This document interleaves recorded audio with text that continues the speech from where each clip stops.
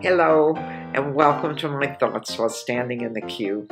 The other day, I was passing a dress shop, marveling at the plunging necklines on the mannequins, and I thought to myself, what's sexy? There was a woman in India who met her arranged husband. It was an arranged marriage, and when she discovered he couldn't solve a simple mathematical problem, she ditched him. I can relate to that. For me, the only way that I am ever turned on is if I can have a deep and marvelous sociological discussion with the man who is interested in me. Whoa, Lois, what the hell you doing? Do me, Peter. Do me right here in the basement. You mean this room we're in, or your bump? I can remember back when I was 15 years old. I was 15, and I met a man named Larry. He was 5'3". He was shaped like a teardrop, and he had hips that spread over two chairs.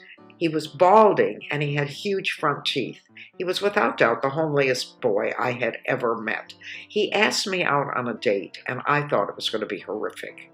Soon as we started talking, I realized that this man had the most beautiful wit, the most marvelous sense of humor, the most gorgeous intelligence ever. We dated for about a year and a half. I truly loved him, and I remember one time seeing him after we had been dating, coming toward me on a busy street. And as he walked toward me, that homely man that I thought was so horrific to look at, as he walked toward me when I knew him, my heart skipped a beat, and I thought, oh, how adorable. It's Larry. Flash ahead a good 50 years, and I was at a play, Who's Afraid of Virginia Woolf? I don't know whether all of you know it, but if you do, you know it's about very dysfunctional couples.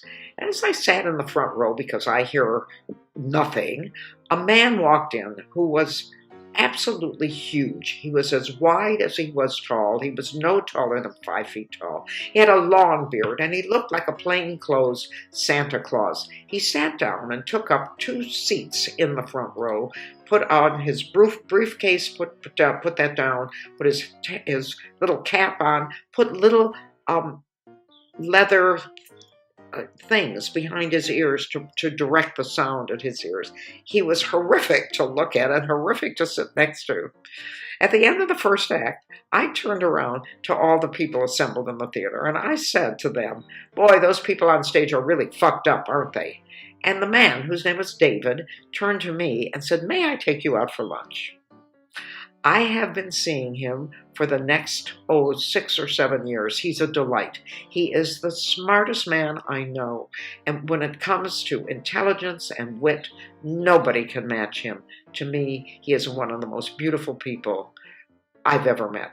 In contrast, I came to London, and there was a young man, I say young because he was 10 years younger than I, whose name was Warren, who toddled around after me because he wanted to be a comedian and he wanted to know how I made people of other generations laugh.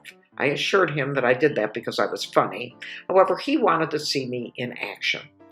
He followed me for over a year, and wherever we went, he and I would try to have a conversation, and I realized this man was boring.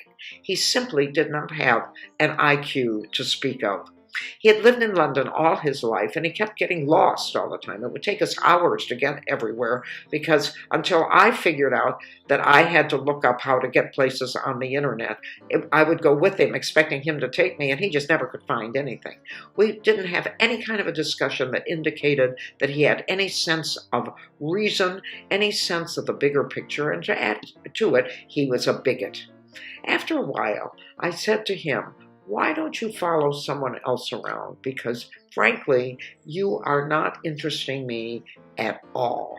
So I have to say that I have always said and known that my mind is my erogenous zone.